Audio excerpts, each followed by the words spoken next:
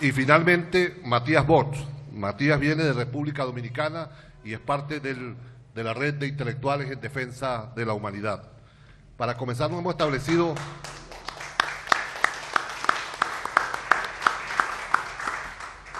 como meta conversar cada uno 15 minutos y luego interactuar mucho más con ustedes, pero siéntanse en total libertad de levantar la mano, interrumpirnos, corregirnos cuando nos equivoquemos en alguna apreciación. Eso es parte precisamente de la dinámica de este foro. Voy entonces a comenzar cumpliendo la tarea. Un problema ahí con el micrófono, ahora sí. Con la tarea asignada, y en mi caso particular le voy a hablar como lo que soy. Nadie puede hablar como otra cosa, pues. Voy a hablar como un militante revolucionario de la causa socialista, que como soy modelo 62, ustedes saquen sus cuentas, estoy cumpliendo este año 40 años de militancia política por la causa del socialismo y 36 años, que es la otra variante de la cual le voy a hablar, de docencia, como pedagogo, como maestro, y finalmente como lo que es cada uno como ser humano. Y en mi caso particular tengo la ventaja de conocer varias generaciones, porque fui padre muy joven, tengo 7 hijos, el primero de ellos haciendo postdoctorado y el más pequeño en el maternal. Entonces eso me da una visión también de conjunto que espero poderla transmitir en este encuentro. Entonces, dicho, les pido excusas porque le voy a hablar como militante de la causa socialista de toda la vida, como pedagogo y como padre. Esta revolución nos sorprendió a todos y a todas. A mí me sorprendió esta revolución. Esta revolución ocurre después del desmantelamiento de la Unión Soviética, después de que muchos habían olvidado o pretendían olvidar la causa socialista. Para quienes partíamos del discurso de que una revolución requería de un fuerte partido revolucionario para insurgir y tomar el poder por la lucha armada en muchos de los casos, ese era el planteamiento en el cual yo militaba, contra los militares, resulta que en 92, en el marco de la caída del modelo socialista soviético, un hombre de pueblo, un militar, insurge y nos dice que el estado de cosas no podía ser lo que venía siendo. Y comenzó una revolución sin partido revolucionario, con los militares, con un militar a la cabeza, y intentando construir un sueño socialista distinto para hacer posible la revolución que comenzaba. Y la síntesis del proceso de cambio era, académicamente, por decirlo de alguna manera, democracia participativa y protagónica, pero en términos concretos era poder popular. Era cómo la crisis se resolvía empoderando a la gente y haciendo que los hombres y mujeres, los olvidados de siempre, los sencillos, los pobres de la tierra, decidieran el rumbo de la gestión pública. Tarea no sencilla, tarea difícil, incluso para los que veníamos de amplia formación socialista, que creíamos que el partido era la vanguardia y todo se decidía primero en el partido y después había que socializarlo y democratizarlo. Esta revolución nos enseñó que el partido, en el mejor de los casos, debería y debe ser el administrador de las decisiones que tome la gente, que tome el poder popular organizado. Ese fue y será el sueño de Hugo Chávez, el sueño fundamental de la revolución bolivariana. Y para ello se requería de mucha educación, de mucha formación, de democratizar el conocimiento para que todos lo hiciéramos nuestro, no para convertirnos en élites, como era la costumbre de los poderosos, sino para que el pueblo empoderado del conocimiento fuera el instrumento cabal, consciente de la transformación de la sociedad. Y recuerdo que los primeros años me correspondió trabajar en el Ministerio de Educación, Cultura y Deporte, cuando estaba todo unido, todos los niveles y modalidades del sistema educativo, y recibimos los llamados. Era ministro en ese momento Héctor Navarro, y viceministra Marian Hanson,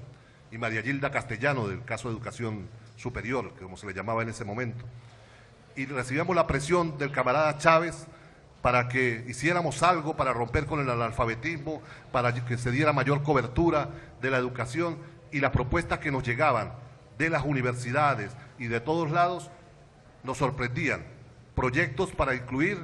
a 100 personas o a 200 personas por año en los procesos de alfabetización. El Estado no tenía la capacidad de responder a la enorme demanda social que era el democratizar el conocimiento. Y vino por suerte,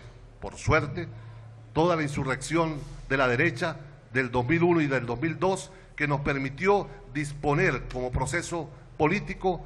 de la administración de la mayor fuente de riquezas del país, la industria petrolera, que se había convertido en un Estado dentro del propio Estado, para generar ese primer paso que era el paso de democratizar el conocimiento. Y lo primero que hizo Chávez, una vez derrotada la conspiración de la derecha, fue crear las misiones, y fundamentalmente las misiones educativas que permitieran al pueblo organizado apropiarse del conocimiento que le había sido negado por años, por décadas y por siglos, para ser un pueblo realmente independiente y soberano. Y ahí vinieron los fenómenos hermosos del proyecto de alfabetización, de la derrota de la alfabetización, pero fundamentalmente para generar precisamente que jóvenes que habían estado incluidos en el sistema educativo, aquellos que nos formamos en los famosos grupos de bachilleres sin cupo, que hacíamos huelga en las universidades para poder acceder a ellas, veíamos con sorpresa incluso cómo ya no desaparecía ese fenómeno y el ingreso a las universidades pasaba a ser lo cotidiano. Pero también vimos cómo millones de mujeres y hombres que habían sido exiliados internamente del sistema educativo podían acceder a él. E incluso nos daban lecciones todos los días. Yo recuerdo, siempre lo menciono, que supervisando en mi estado natal, Táchira, ustedes se dan cuenta por el acento que no he perdido todavía, de dónde soy, que en mi estado natal, supervisando las misiones en su primer momento, me encontré una señora de algo así como 70 y pico de años, estudiando en la misión Robinson, y uno impertinente se me ocurrió preguntarle: señora, ¿usted para qué estudia? Y yo esperaba que me dijera sobre todo un proyecto de vida, qué sé yo, pero también interrogado en lo personal, porque tenía más de 70 años la señora. Y esta señora me respondió: porque yo quiero saber qué se siente ser estudiante. Esa frase de esa señora justifica todo el sacrificio de Hugo Chávez y de quienes como Robert Serra han entregado su vida porque esta sociedad sea una sociedad de inclusión, una sociedad diferente y que garantice el mayor proceso de dignidad posible.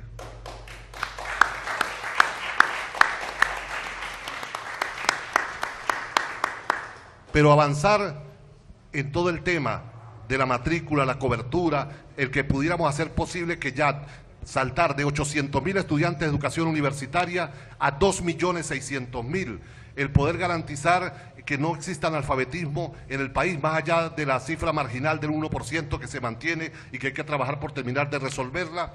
no es parte de una tarea aislada de Venezuela. Nosotros, un grupo de pedagogos venezolanos y del mundo, venimos denunciando ante los organismos internacionales, especialmente ante la UNESCO,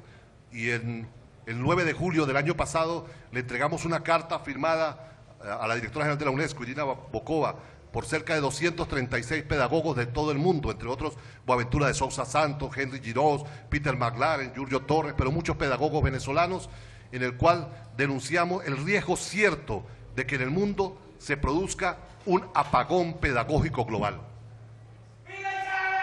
¡Viva Chávez! ¡Viva la revolución bolivariana! Y ese apagón no es simplemente una frase bonita, es que la educación es el elemento más subversivo con el cual cuentan las sociedades en cualquier parte del mundo. Y el capitalismo, en su desesperación, el capitalismo en su fase terminal, siente que la educación o el sistema escolar como lo conocemos y como lo hemos conocido todos los que estamos sentados acá, es profundamente peligroso. Por la extensión del tiempo no voy a señalar todas las implicaciones, pero hemos venido señalando que hay un cierre pedagógico en el tema de romper con la pedagogía por lo subversivo que significa la pedagogía o las pedagogías liberadoras como interpretación de la totalidad del sistema educativo. Hemos dicho que nos impusieron en las últimas décadas modas para romper con esa integralidad. La primera moda fue la moda de las didácticas en los 50, después la moda del gerencialismo y de la formación de planificadores en los 60. Recordemos, acá tenemos huellas del Mácaro y el CIER, el Rubio, que demostraron cómo la OEA y todos los organismos internacionales hicieron un esfuerzo fundamental en la década del 60 para ello. Tenemos la moda de la evaluación, tuvimos la moda de la evaluación en los 70, que nos metieron en esa tonta disputa entre evaluación cualitativa y cuantitativa, y tuvimos la más larga moda del currículo, que nos dijo durante los 80 y los 90 que todo era currículo, y ahora tenemos la moda de los sistemas de evaluación y clasificación, de los famosos rankings universitarios, de las pruebas PISA, de las pruebas TIN, de las pruebas TERCE, que comienzan a decirnos quiénes son los sistemas ideales o no, pero basados simplemente en 4 áreas de aprendizaje: en matemáticas, lectoescritura, en conocimiento científico y tecnologías. 4 áreas que reducen la tarea del sistema educativo. Pareciera entonces que lo que plantea la Revolución Bolivariana, que el objetivo fundamental de la educación es la construcción de una ciudadanía crítica y el desarrollo integral de la personalidad, no lo aborda ninguno de estos modelos, porque el objetivo fundamental es producir un cierre del sistema escolar como lo hemos conocido nosotros. Y esto no es simplemente un tremendismo. El Banco Interamericano de Desarrollo, precisamente el año pasado, y quizás producto de toda la presión que generamos internacionalmente, eliminó de su página web la propuesta central que tenía, que era la de invertir la pirámide del aprendizaje y convertir a las escuelas, a los liceos y a las universidades ya no en lo que son, sino basados en el enorme auge de las nuevas tecnologías, y que ahora se ha democratizado el acceso a computadoras en buena parte del mundo y hay buen acceso a los celulares. Se planteaba que la educación hoy debe ser un proceso de aprendizaje que se dé por vía de videos, que se estudie en su casa, lo plantea el Banco Interamericano de Desarrollo el año pasado, y que las escuelas se conviertan simplemente en espacios de evaluación, porque a la escuela, a los sistemas de gobernanza no le conviene una escuela donde se forme pensamiento crítico, donde se construya ciudadanía y donde se trabaje el desarrollo integral de la personalidad. La muestra más evidente, y seguro Héctor Díaz Polanco me puede corregir, es lo que está ocurriendo hoy en México. En México está ocurriendo lo que fue para nosotros Chile en la década de los 80 a los 90. Hoy en México se está intentando probar la más feroz contrarreforma educativa, para que, si pasa, venderla como modelo de lo que debe ser la educación en el mundo. Un modelo basado simplemente en pruebas de evaluación, que lo último que acaba de aprobar la administración de Nuño y la Secretaría de Educación Pública es precisamente que todo el mundo puede dar clase, que no son necesarios los maestros, que cualquiera puede estar habilitado con un título universitario para dar docencia, que es la otra parte del cierre del apagón pedagógico global, que es la desmoralización de los maestros, el cierre de la pedagogía y de la profesión docente como una profesión alternativa. No son hechos aislados, forman parte de una ofensiva que, claro, como nosotros en la Revolución Bolivariana hemos vivido estos últimos 17 años en un proceso de expansión de la matrícula y de cobertura de una educación distinta, a veces creemos que somos parte de una burbuja y no valoramos la enorme contraofensiva que se está dando en los últimos 3 años para erradicar la mayor conquista de los procesos de cambio que se ha dado en América Latina, que es garantizar una educación pública, gratuita, de calidad, popular, como ha sido el mayor esfuerzo. Y por eso este foro, le decía yo a Carmen, tiene que subrayar esta pelea que estamos librando los pedagogos en todo el mundo y especialmente el ejemplo que está dando la Revolución Bolivariana. Sí es posible utilizar los fondos públicos, es posible utilizar el presupuesto público para garantizar una educación incluyente para todos y todas. Ese es un paradigma de la Revolución Bolivariana que hoy se convierte en una bandera en la pelea que están librando el magisterio en cualquier parte del mundo. Se convierte en una bandera en México, se convierte en una bandera con lo que están haciendo ahora en Puerto Rico, precisamente del mismo signo.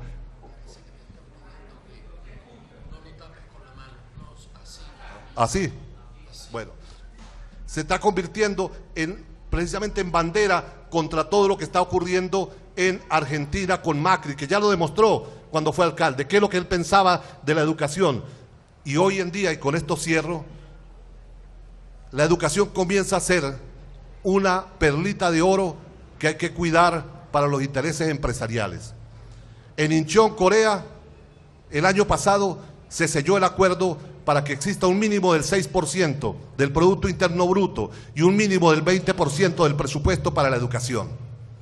Y en Incheon, Corea, no habló un solo maestro, no habló un solo profesor, no habló un solo investigador de educación. pero habló el director de la OCDE, la Organización para el Desarrollo Económico, habló el presidente del Banco Mundial, habló la gente del BID, porque ahora educación es un negocio.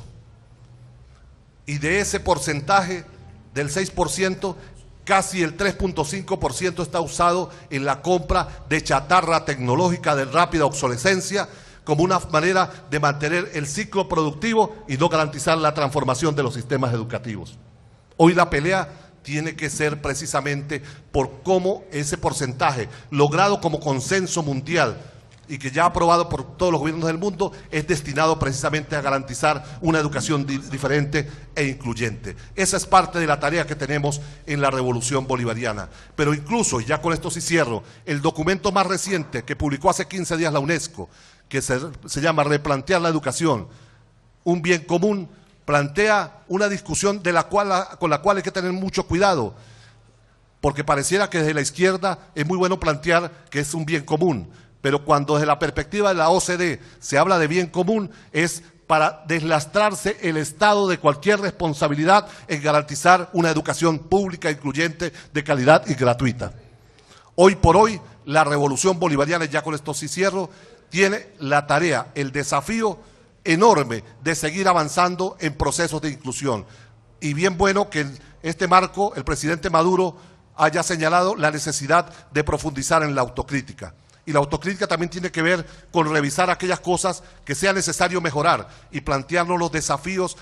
que tenemos de cara a los próximos 10, 15, 20 años de transformación y profundización de la revolución en materia educativa para poder garantizar precisamente la construcción de poder popular. Queremos poder popular con la gente empoderada del conocimiento para que Venezuela, América Latina y el mundo sean realmente independientes y libres. Muchas gracias.